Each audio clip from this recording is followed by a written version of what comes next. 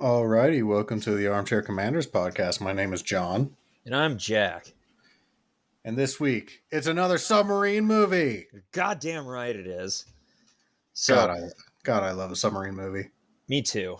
And this is normally the part where you'd ask, where did you get the idea, or how did you come up with this, Jack? Am I correct? Yeah, that was going to be my next question. I literally just typed in submarine movie on Google because I was feeling like a submarine movie this time. And that was the first result. That was one of the better rated ones, so I thought, fuck it. And I know we're saving Das Boot for a special occasion. Are we doing the same for Hunt for Red October? I don't think we're saving Hunt for Red October for anything, but I know we're saving Das Boot for the right guest. Man, when I watch that movie, I have an idea. I'm What's just that? gonna seal myself in my room for weeks at a time, eat nothing but shitty naval rations, like put a diesel engine right in my room so I get that nice diesely smell, and just drink grog or whatever the fuck German submariners drank, and like just really immerse myself. I'll make some torpedo juice again. What was torpedo juice again? Originally it was denatured alcohol because torpedoes were powered by alcohol, not as the like they're powered by alcohol as a fuel source. Much like their crew. So they would drain the fuel out of these torpedoes and then mix it with like cocktail juice or like cans of pineapples and shit. Like they take the juice from that and mix it. Honestly, I would try it. Ain't saying I'd love it, but I'd try it. But don't you recall? That's what I made a modern day torpedo juice for U571. What was your ingredients? Everclear and Tang. I don't know if that's modern per se, but it's redneck as fuck. It's as close as it's going to get. Okay. You would have gotten even more points if it was fucking moonshine and off-brand Kool-Aid mix. But speaking of Flavor Aid, like that alcohol, shit they drank in Jonestown. speaking of alcohol, you know what today is? April 23rd, the 20th anniversary of YouTube. Oh, interesting fact. I didn't know that. I was going to say a random Wednesday after Easter. So, guess who's hitting the drink again? It's not very Irish Catholic of you. Well, I'm not Irish nor Catholic, so That's not southern. That's not very Southern Baptist of you. I am neither Southern nor Baptist. Damn. Yeah, I always make jokes at DP's expense around this time of year because I like to joke that he's Catholic when he's not. It Because is he, it is a little peculiar that I'm not Catholic, but I do partake in the Lenten tradition of giving stuff up. hey man, have you ever thought about taking a page from my book and just succumbing to your vices? I've considered it. I wouldn't recommend it to anyone, but so far it's worked out for me. You know? Yeah. So, They Crimson say Dawn. Crimson Dawn. Yeah. Hold on one second while I yell at the dogs. Dottie. Bad Dottie. I know you can hear me. Bad Dottie. Okay. Crimson Dawn was crimson. So, wait, no, it was Crimson Tide. You son of a bitch. You're trying to confuse me. I was going to say, that sounds very similar to a movie we already reviewed. Red Dawn? Yeah. Red Dawn, Crimson Tide, Scarlet Nightfall.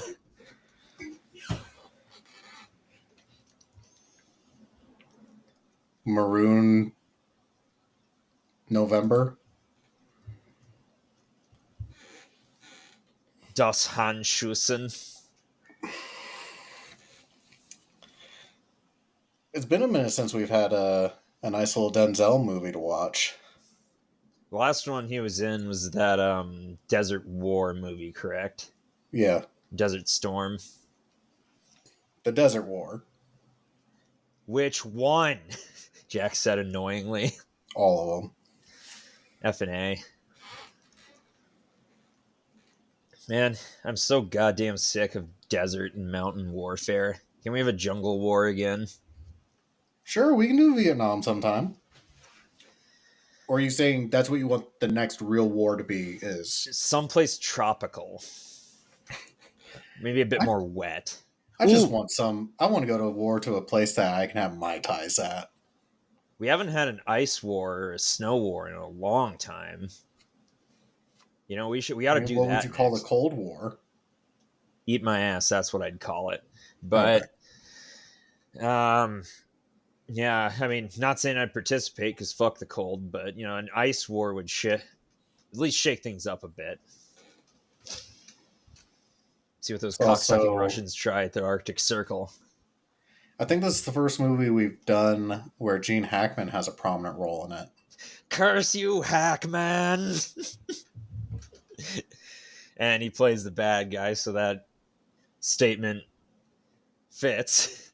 It's ambiguous if he's the bad Ambiguous. guy. Well, he certainly has a way of doing things.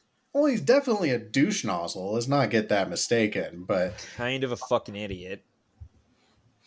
I really, I really did like the fact that this movie, like, and to skip all the way to the ending, the whole movie is premised on the fact that, technically speaking, they were both correct, even though, like, I myself was on Denzel's side for this little conflict. Um, like it was said at the little inquisition afterwards is like you were right to try and prevent a nuclear launch because you weren't 100% certain, and also he was right to try and continue with the launch because he had orders to do so without existing contradictory. So it was a very unique conflict, and it added a whole new like level to the very stereotypical Navy slash submarine movie trope or genre of like, you know, the captain XO beefing with each other. But, you know, there's also the whole risking the fate of humanity and the world on a maybe and you, and, and your bloodlust. But he's the captain. He's the Captain these third most nuts. powerful man in the world. Most powerful man on the sub till that gets taken over. How's that saying go? You can have 100 generals and the U.S. president on a boat, but the captain is the captain. Look at me. I I'm am the the captain captain now. now. I wish Denzel had said that. That's technically a war movie, right? I mean, probably. I don't know. Well, I guess war on piracy, if you want to call it that. Yeah, I I'm willing to take a bat at it. Personally, I've never seen it. I just know What it from I the meme. what I found like really powerful about the like whole mutiny scene, when Denzel takes over being captain at first, and then there's like a reverse mutiny, and then mute. It was like triple mutiny that day. Like I'm the captain. I'm the captain. I'm the captain.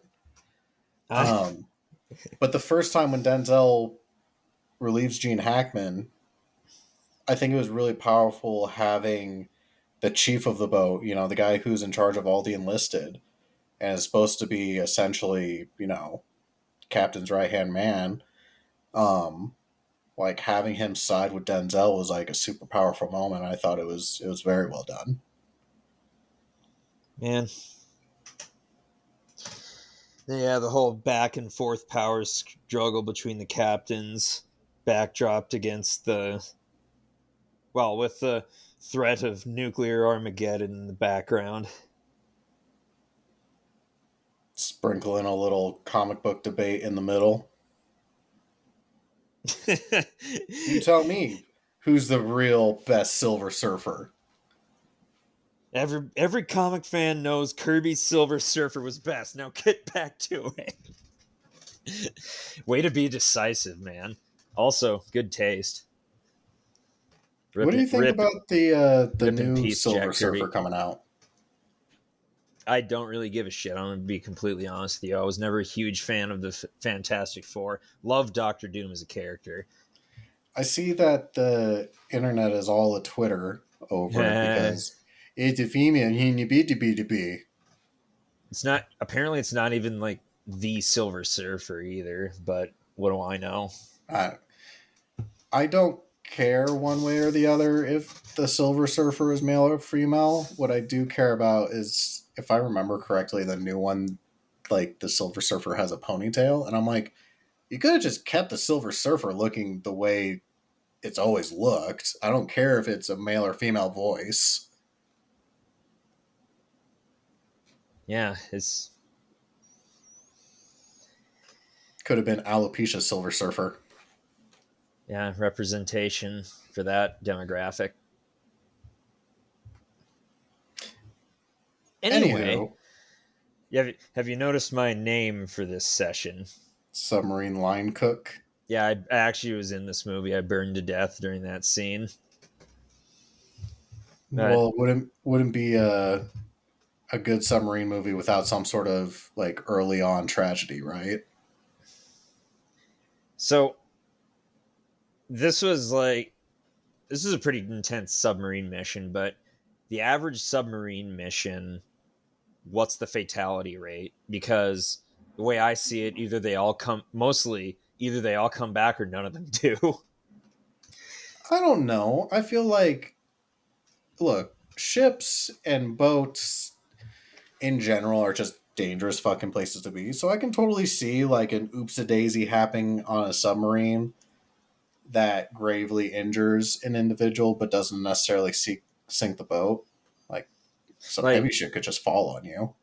like what I'm getting at is like air crew members super high fatality rate in World War II, right? Yeah. Gunner gets taken out by a strafing run, that's business. And a crew member gets got by flak, shit happens. But submarines, you don't really have that. Like when the submarine goes down, you go down with it. Like there's very little survival for that. But this one, let's see, one dies of a heart attack, two or three die from being sealed in the bulkhead when it's flooding. So off the bat, that's like four, three fatalities on this mission. Not Yeah. like Pretty one of them significant. wasn't directly combat related, but Quite a few injuries too. and I can't imagine it's super uncommon, but how common are fatalities like that just on the average submarine run? On a submarine, probably less, I would imagine. I know just like general Navy, like accidents fucking happen every day. Yeah. Bunch of teenagers, shit breaks down and oceans of hostile environment. Who trusted this 18-year-old with a multi-million-dollar piece of equipment? The government. Like, I got an answer. You ain't gonna like it though. The government. They know what they're doing. Probably. No comment. No comment. What was I gonna say? Shit. Okay, I do have to address something that ate at me the entire film. And it happened literally first scene. Um, Denzel is at his kid's birthday party. Yeah. And there's a magic show. They're having a great time. And then, it pans over to him being like distracted because, shenanigans are happening on the news. and right next or like right behind the TV, we see the birthday cake, and the candles are burning. And it's like these candles are burning in the middle of a magic show. What that tells me is that I get what the aesthetic was going for. It's like, oh, it's the birthday cake, look. But all I could think about is like, who the fuck lit the candles on this birthday cake and then just left it on the fucking counter? Yeah, no, like that's a thing. That's an event. That's the main event of a birthday party, actually, like blowing out candles, eating cake, Yeah, either before or after the magic show, not during. but you also know that like birthday candles are really shitty, and it's like, okay, we gotta light these, get this fucking song over with, and get them blown out, or else the cake's going to get all waxy. Waxy. Waxy. Waxy. See, what I thought you were going with that, the way you started that, I thought you were going to rip into the cliche of protagonist sees something on the news that's just playing in the background while he's at his house, conveniently. Like, I've seen that so many times. And it's like a world changing event. Yeah, that's definitely where I was going to go with that eventually. Like, Smart thought. first off, who even watches TV anymore? And second off, Like cable. yeah, like cable. I can't even tell you the last time I even looked at cable. So oddly, I put cable on every day for my dogs when I leave for work. You know, because it helps with like the separation anxiety and whatnot. And I usually, I'll either, between like me and Miranda, it's either they'll get a day full of true crime documentaries or they'll get a day full of Steve Wilkos and Jerry Springer. Jerry Springer. I mean, R.I.P. Maury. He's no Maury Povich. No. I've already told that story once on air, but I actually know a girl. One of my coworkers, You know a actually. girl? I know, right? Fuck me, tender. But one of my coworkers and friend of mine, she was on Jerry Springer. Why? Was she Money? dating Chimbal Boy or what? No. So I don't know if you've had this glass broken for you yet. You're welcome in advance, but Jerry Springer's entirely fake. What? What? Yeah, I know. And also, Santa Claus isn't real. Jesus doesn't What? love you. Ah! And nobody knows why kids love Cinnamon Toast Crunch. Well, I mean that's self-explanatory, Oh, but and the Tooth Fairy, she's actually real. But that's the worst news. I'm just breaking all kinds of glass for you. You really should be thanking me. I'm just I preparing need to you go for home. I need to go home. I need an go home. adult. Go home for as long as you need. Ain't gonna make them real. Like, oh, anyway, that's where I was. Jerry Springer. So anyway, she goes on Jerry Springer. She was the supposed lover of the boyfriend and his fake girlfriend, who were both actors. And she just walked out, said, "Yeah, I slept with your man," or something along those lines. Crowd boos her, and she gets a pie in the face. And they told her like they would give her extra money or like a goodie bag if she showed her tits to them. She didn't do it. Mm. So yeah, that's The the celebrity I know. the early 2000s. This was like early 2010s, mid 2010s. This happened. I work with a guy who's on the TV show Alf. Really? Yeah. Wait. You didn't work with that fucking sponge cake head that operated the puppet, did you? No. Oh, well, who was it? I won't go further into that. Just I work with an individual Well, I'm who. not saying name and serial number, badge number, and shit like that, but I'm talking like, what did Oh, he I do? don't remember the name of the character he played. Oh, he played a character. Okay, so he's an actor. Okay, like Yeah. I thought you were trying to imply like he served coffee on set or was the boob Oh, I work moderator. with a guy who is the fucking camera operator. That'd still be cool to me. I work. Oh, I had. Oh my god, I found out this other day because when you're at work and you're not actually doing work and you're just bullshitting. So every day. Um, so we're just talking and whatnot, and somehow the topic of Deadliest Warrior, the Spike TV show. Oh my god, that is like the most middle. Well, one of two or three, second or third most middle school show I can think of. Anywho, I we the topic came up and someone was like, "Oh yeah, so and so was on Deadliest Warrior," and I'm like, "Hold up, what?" And they're like, "Oh yeah, like before he worked here, like he had this whole like TV career where he did like one-off episodes for these different shows." And I was like, "No fucking way!" So I had to like go back and like watch Deadliest Warrior for the first time in like a decade and a half. And I pull up the episode. I'm like, "Oh no shit." And I'm sorry, who was this? We'll chat about it later because I want to ask him about it because maybe he'll come chat with us. But So I had a shitty idea while you were telling me that story. We either need to do a bonus reel or an entire episode just to Deadliest Warrior. just Because reviewing Deadliest Warrior. Because, pardon my French, but that show is so goddamn stupid.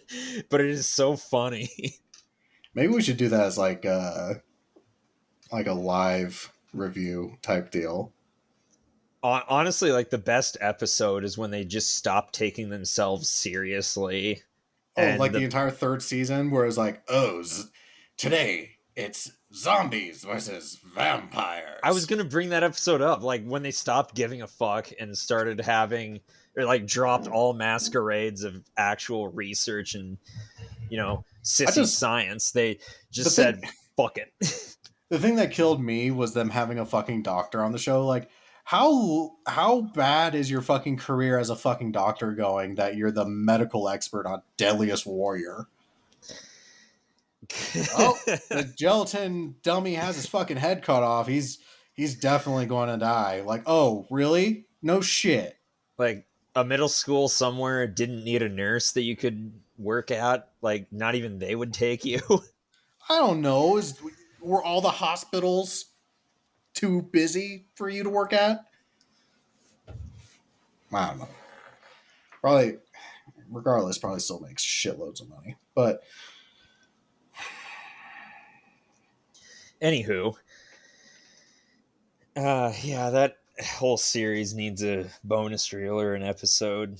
But oh yeah, my favorite part was the episode Waffen SS versus Viet Cong, and the the Vietnamese dude who was presumably an expert was like showing them all the traps that they would lay for Americans. And, like one of them was that spike ball smeared in shit. And one of the guys who was cosplaying an Waffen SS was like, "Are you joking? Any German would be court-martialed for cowardice for using tricks like this." Like, oh damn, tell him, Hans. oh yes, Lay down please the talk smack about talk. the moral high ground of the Waffen SS. Yeah, like really had to whip that card out, don't you?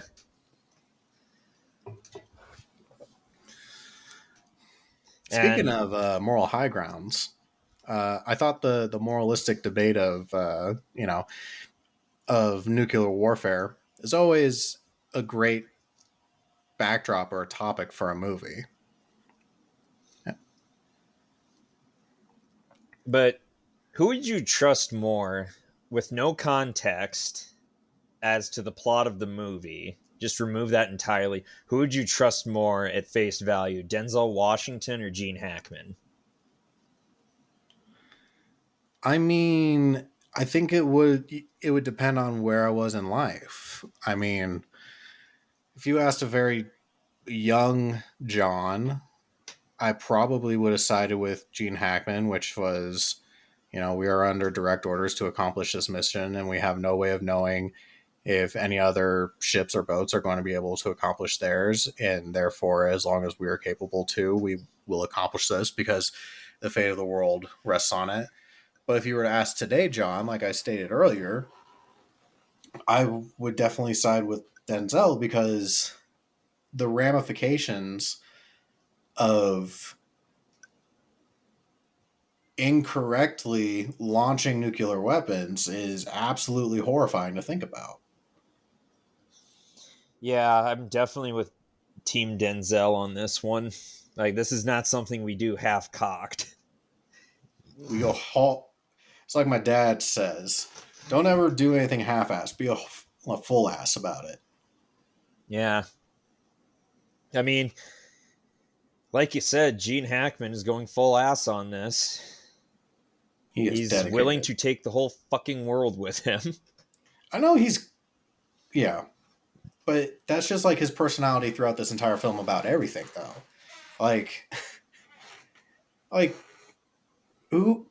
How does he get away with having his dog on the submarine with him, just letting it piss everywhere?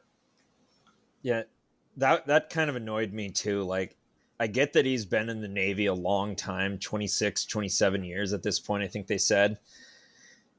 And they just I get that they let older, more senior officers get away with more shit, but this is a Yeah, dog but a that's dog eating, on a pooping, and submarine. pissing. Dog on a submarine. It's almost animal cruelty, I'd say. Like, that's endangerment. Not to mention, I'm sure it was probably like locked up in his like cabin most of the time. Probably, yeah, definitely some hygiene or health concerns that would arise from that.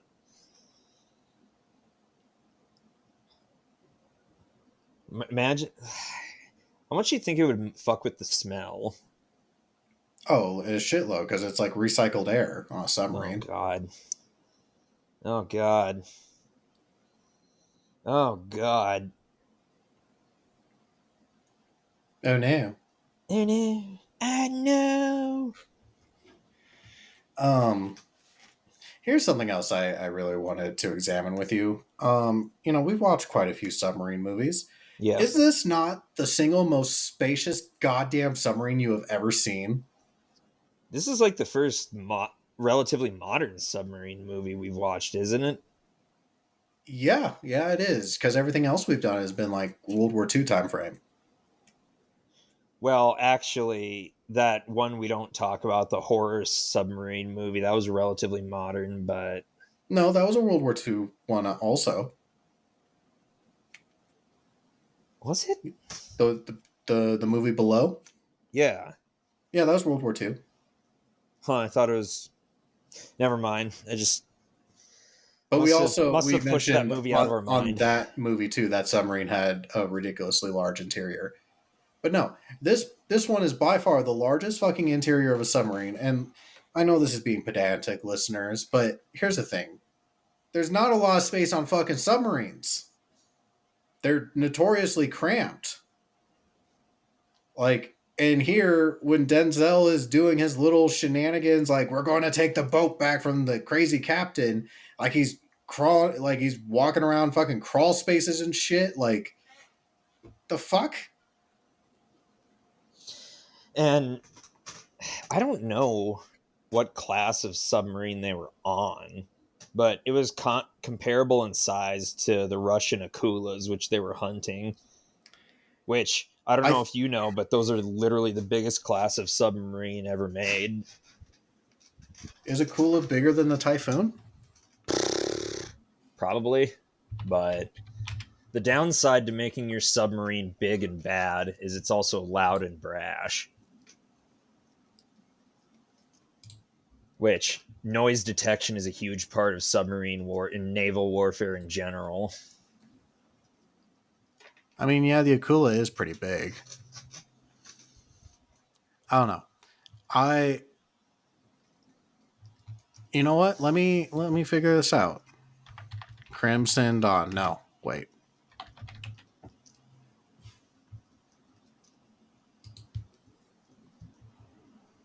Hmm.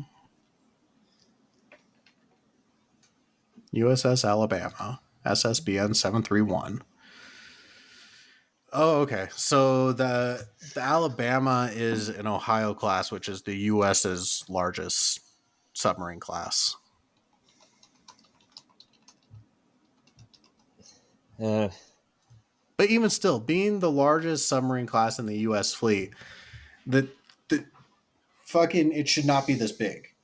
And unless there is a submarine person who listens to our podcasts and would like to correct me on this, like I would love to hear it, but something tells me that there's not a fucking little sneaky crawl space thing that you can just walk under to the fucking main control room. yeah, but how much movie can we squeeze out of that cramped of a space? And you're I don't right, know. Ask Das Boot. space is at a premium on a sub. And like this wasn't even like a formal navy they were facing either. It was like a splinter state from the Soviet Union that broke off that Russia's now at war with to subsume. Yeah, that's a totally unbelievable plot. And let's say It's not scary to think about at all. the unthinkable happens and Gene Hackman launches the nuke and it hits its target in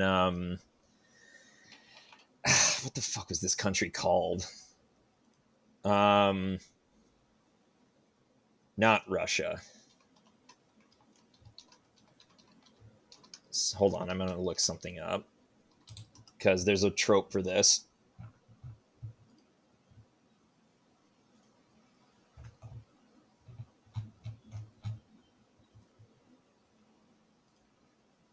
Blah blah blah.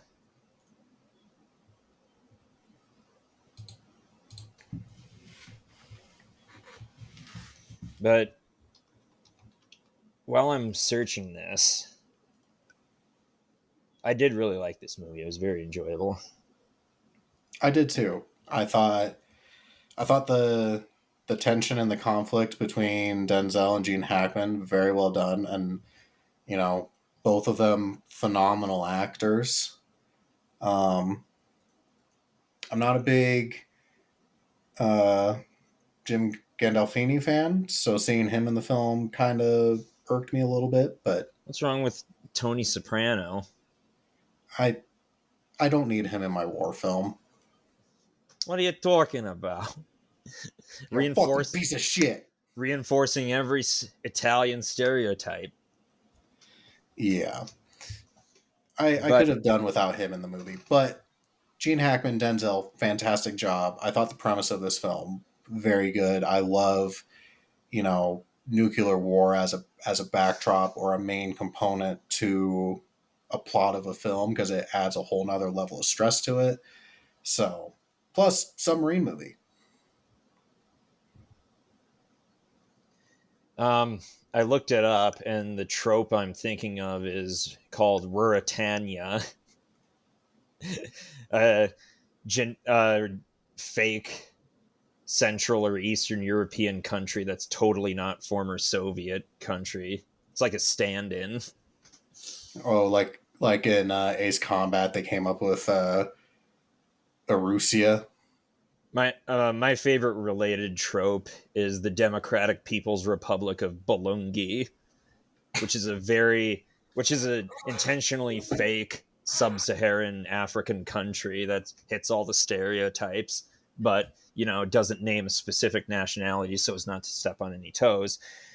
And they're doing the same thing here with whatever fucking Ruritania they called this this country, this breakaway.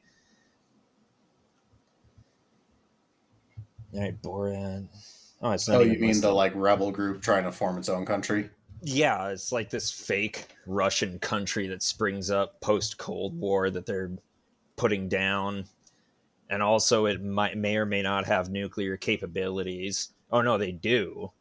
It's just will they, won't they with the launch, and there's also the tense time limit with the refueling the rockets if they are refueling at all, and so with that out of the way, let's say the unthinkable happens, the missiles launch, they hit their target. Would it necessarily cause a nuclear war guaranteed? Or would it be one of those things that's people freak out about it? The hotline is called, the the Russians say, "Hey, was that you guys?" And they're like, "Yeah, it was. But hear me out. We're just surgically striking this country and their nuclear capabilities so they don't target either of us." And then You would Russia know, retaliate, or would they say, "Actually, you know what? Fuck you guys, but we get it, so we're not going to start a nuclear war." the logical side of my brain is like, you know what? Because Russia, is Russia is fighting these separatists, and the separatists are about to launch missiles, and likely intended target is going to be the U.S. I would like to believe if the U.S. was like, "Hey, Russia, just so you know, we're going to wipe these separatists off the fucking face of the planet," that Russia would be like, "Oh, this isn't directed at us per se, but it's still in their territory." I I mean, so so let me just make this clear. Like, I would not make that call. oh fuck Like, no. this is, you're talking to a guy who wouldn't take $20 to a poker table in Vegas. Absolutely not. So I would not gamble the fate of humanity on a maybe. This is like one of those things you definitely do not do half-assed, as I per don't mentioned know. earlier. Could we just send in like our fleet of B2s and just wipe the place off the planet Earth without nukes? And also, discretion is the better part of valor, as they say. Yeah. But they, in question, are cowards. So what would they know about true hero shit? But I say that out loud, and at the same time, you definitely know like Russia's planning to very much take these nukes and add it to their arsenal because nukes are expensive, and no sense letting them go to waste. Yeah. And so and like this is territory they plan on taking.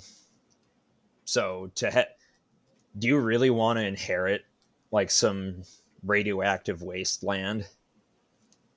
I Well, don't that was really. kind of not to bring like modern issues and politics into it, but that was kind of a real life concern and issue with the fall of the Soviet Union and Ukraine.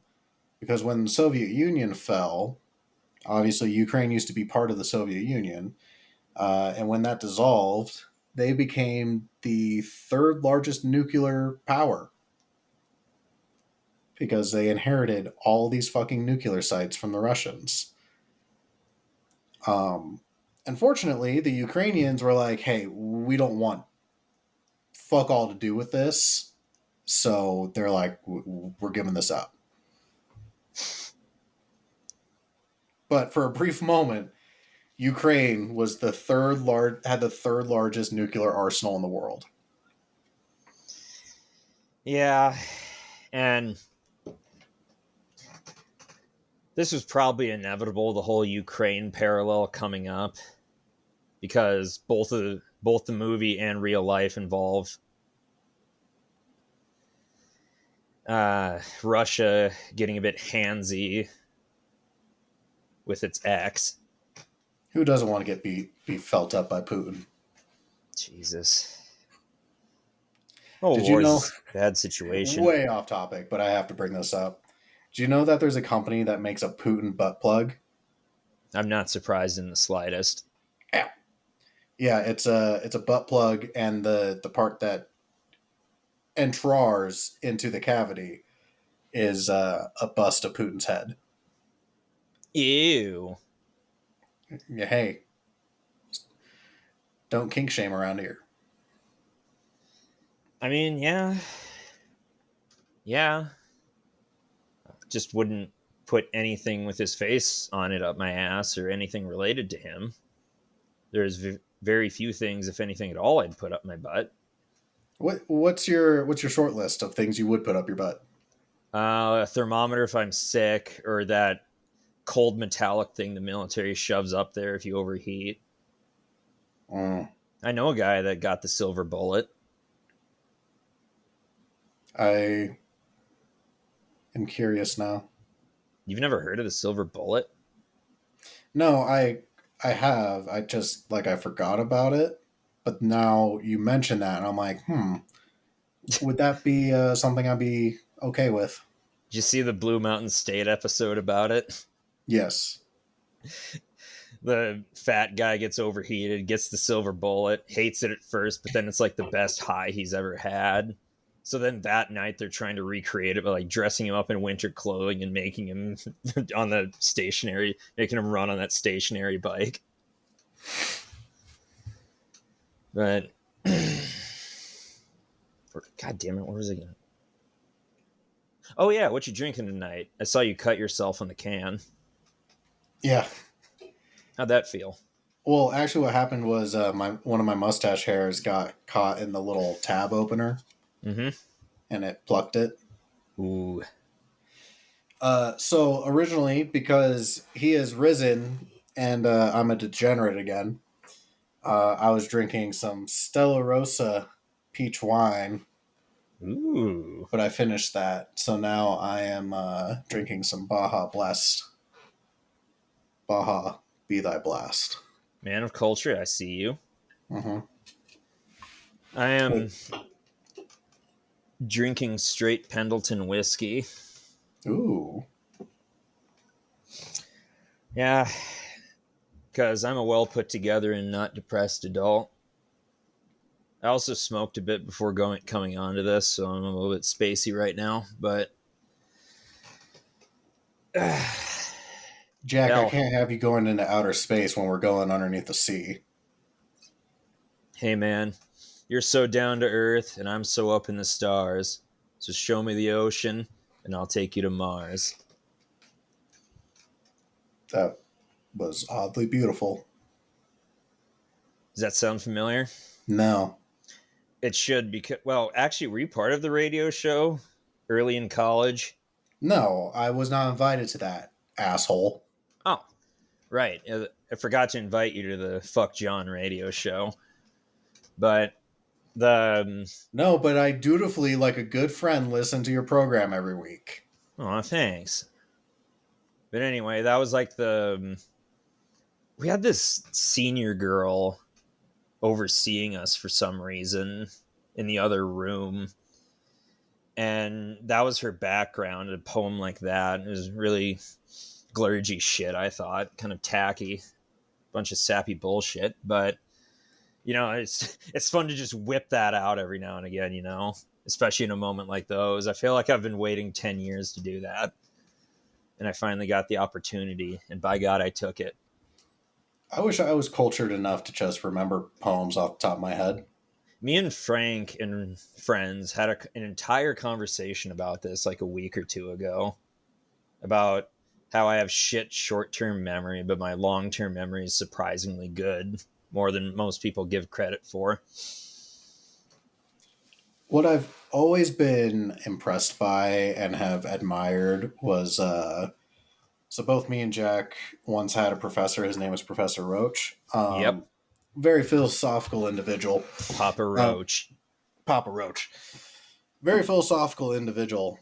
Dude always like in his front like dress shirt pocket always had like or like in his jeans pocket like a stack of those 3x5 like index cards, and they were just filled with quotes.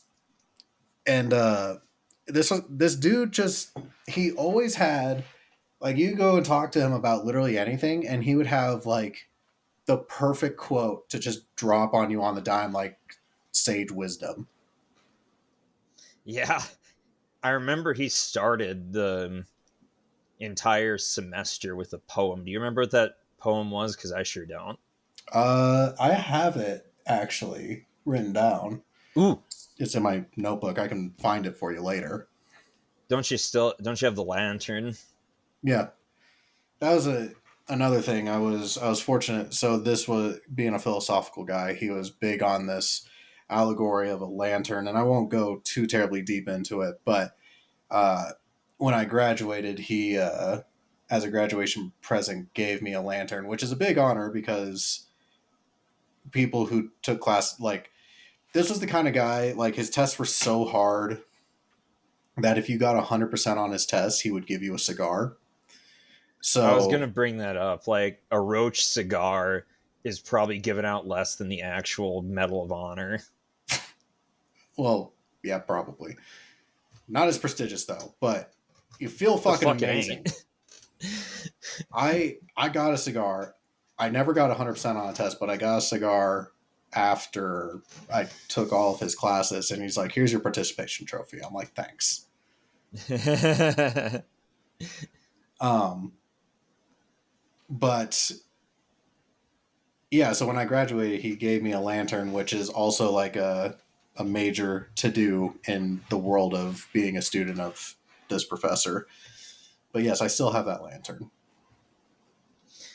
Yeah. Wait, don't you have a tattoo of it too to commemorate? Yes, I do have a lantern tattoo. Hmm. It's right there. It's pretty. Move around the lantern. But remember how he used to, if you were late for his class, he would stop immediately, hold his hands behind his back, stare at you while you walked down and sat down at your seat, paused and said, "Thank you for joining us, first name, last name." Yeah, he was And also the guy. He's the kind of guy that never forgot a name. no, never. And I was like sadly running late for his class once because I was a dumbass and forgot to set my alarm. And I just noticed that it was 9:10 and I should have been there at 8:50 because the class started at 9.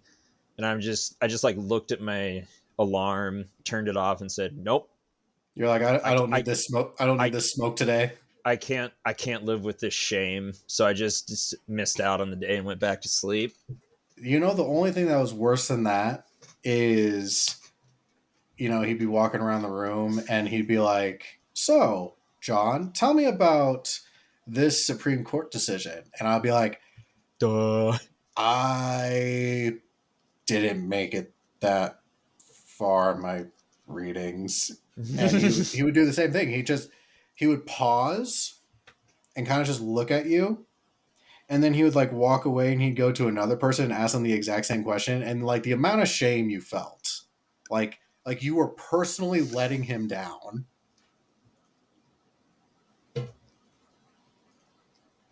Just Man, so you only did that like once, and then you're like, "No, I'm going to read the entire goddamn book before the semester starts." yeah, and he encouraged you to draw in your books too and like write notes.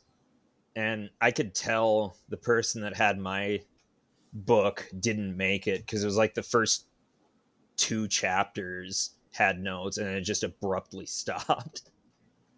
Ah, yes. Man, That's the I made it to the first test and fucking bombed so book. that reminds me. Um, have I brought up the addictions test? No, Really, I haven't. no. At least I don't recall. Okay, so it's been 11 years, so I can finally say, fuck you, I beat you on the score for our addictions class that we took Oh, together. for the fucking alcohol test? Eat a dick, I beat you. Okay. I mean, it wasn't by a whole lot, but ha ha ha ha ha. I'm glad that you take solace in beating me on one test in college. I do. Because that was back when we were rivals and we had a competition against each other.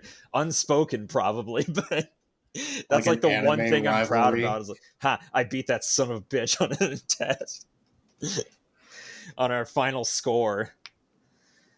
I got a better grade than you. Okay, you're I'm gonna king have of the that. castle. You're a dirty rascal.